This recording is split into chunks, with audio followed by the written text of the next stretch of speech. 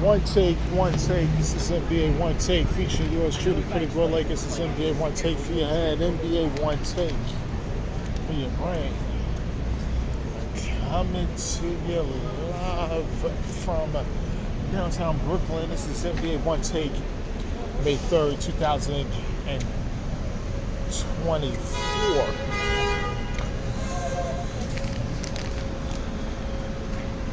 New York Knicks.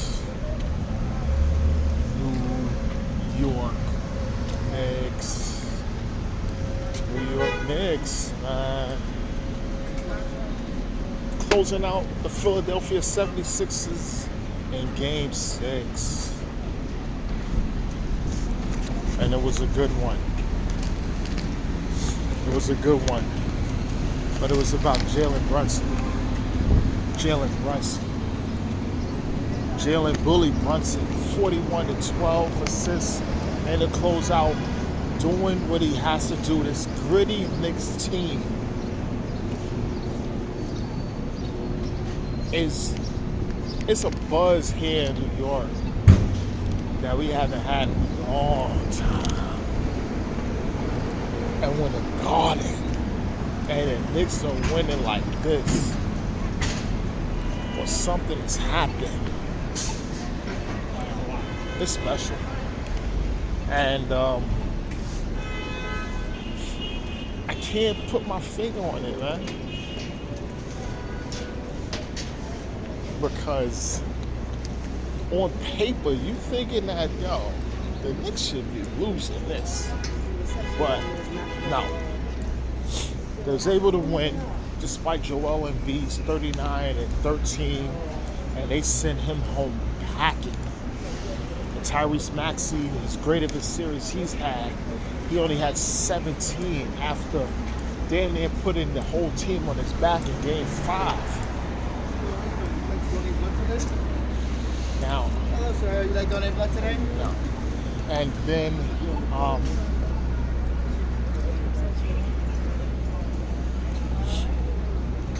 so then Buddy Hield showed a little promise. He had 20, got a little height too. Like he could get something done, but it wasn't able to do it. Nick Batum had 16 and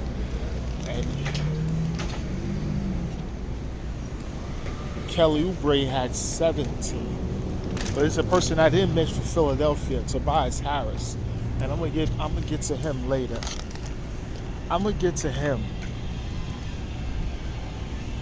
But for the Knicks, Dante DiVincenzo had 23, OG Anunoby had 19 and 9, and Josh Hart with 16 and 14.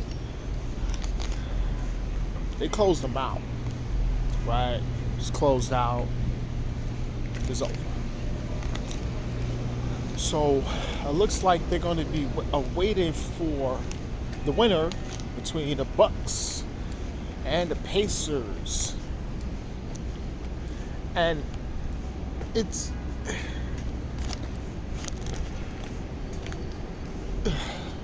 talk about Philly. What Philly gonna do? Philly, just an outlook for them. Tobias Harris, he has to go.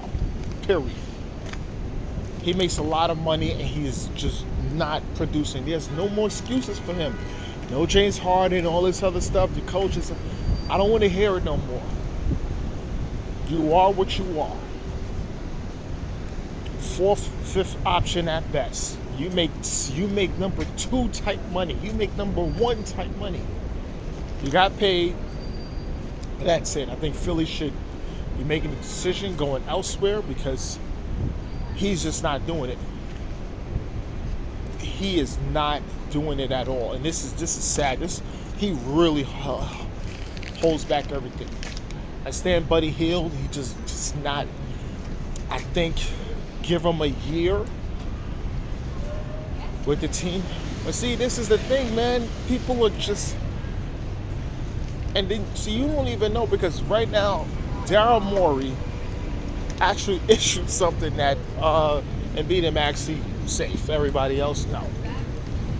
So obviously, a big move should be made with Philadelphia because Daryl Morey is not a happy camper at what happened. No matter who's hurt, Joel Embiid has one knee. He don't care about that. He wants his franchise to succeed. And if he feels that moves has to be made, that's what he's going to do. He's going to continue to be making moves. And that's what he do. He normally makes moves. He makes moves and makes moves and he makes moves. You know, and that's what happens. Now, so that's the thing that's going to happen with Philly. We got to see, but most likely moves is going to be made. Tobias Harris has to go. I think that is priority number one. We signed Maxey and everything else like that. That's evident. You just got to. You got to. I don't want to hear people talking about they need to build around Maxey. Oh, build around both. You got to figure it out. The next game is the closeout game. The Pacers is closing out the box. So now we have Knicks versus Pacers and prepare for utter chaos in that series. Because that's what you're going to expect. You're going to expect chaos. And that is what you're going to expect. But to this game, they smashed them. They smashed them. Dame played, Giannis didn't, and he had 28, but he's just not himself.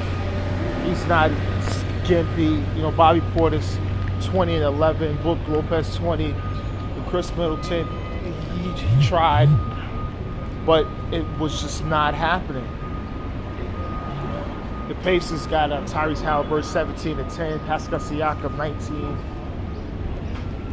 Aaron Nesmith 15, Obi Toppin 21, and TJ McConnell 20 off the bench. The two guys off the bench was the X factors.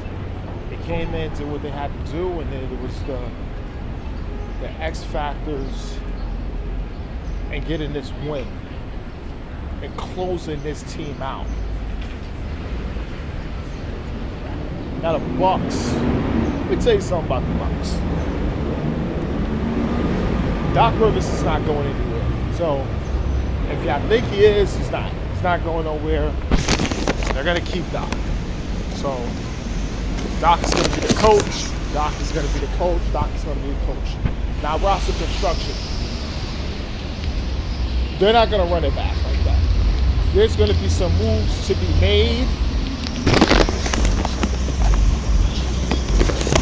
to get possibly another guy in there.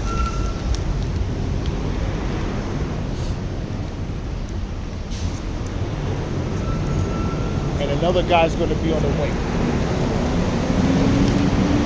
They need a guy on the wing that can score and somebody that can defend. There's a lot of niggas going out, but the Bucks is going to be very active in doing that this summer.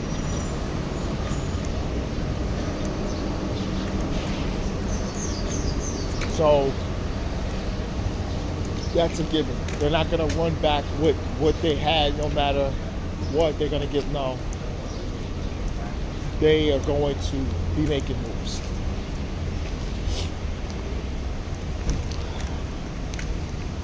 And now we got the Pacers Knicks. This is going to be crazy. Crazy, crazy, crazy. Now, NBA news. Expected.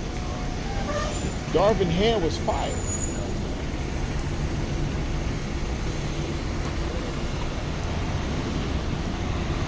Two seasons with my team, my Lakers.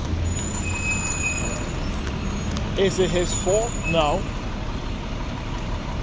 I always keep saying bring Rob Pelinka to the table, but he's not going to be coming to the table. Because he's not going to put his head out there. So what he do is he builds up the roster. Say, yeah, look what I did. Look what I did. Look what they did last season. You should have capitalized on that. He did it. And guys is healthy.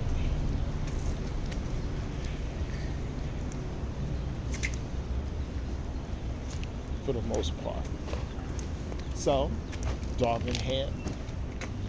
And you lose to the defending champs, the Nuggets. So you get out.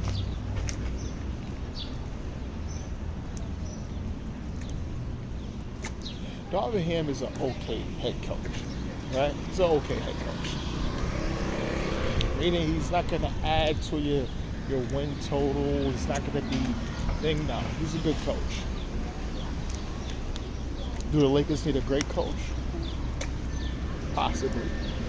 But with LeBron and Anthony Davis there, two alpha males with very, very much heavy opinions on what the offense and the defense should be and what sets they should do to maximize not just them but also the other players on the team.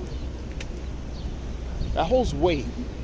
And that holds weight with choosing a coach.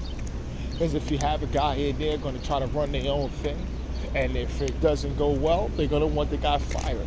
That is a tough job to have. Either you listen to the players and go with it, and if it fails, well, it's the players that made the choice, and it's off with your head. Or you come up with your own style. They may not like it, but if it works and it's winning, they will adjust to it. But once one little slippage or anything else like that, it's on you. It's going to be like that. That's a tough job. That's a tough job. So we don't know who's going to be next coach. I'm going to be honest with you, as a Lakers fan, I could even care less. I only worry about roster construction and what's going to happen, because right now it's not about the coach. It's about roster construction. I think we could just plug anybody in there. That's what I feel. And the assistants could just do their job. As well as all the assistants was fired along with Darvin Ham. That's crazy.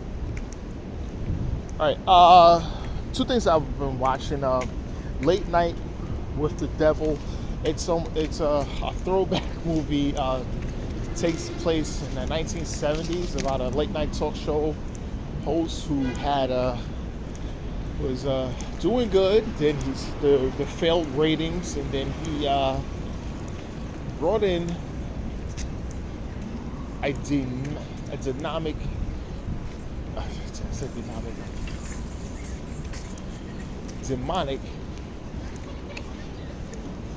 characters on the show. It's a little funny. It was a little crazy, and you're seeing supernatural things happen on live TV as they're trying to get to Johnny Carson. And it's funny. It's things like, yeah, man, you're trying to beat Johnny Carson. Johnny Carson is but it's a good show. It's a good movie. And it's funny. It's good. It's good. I think something like that could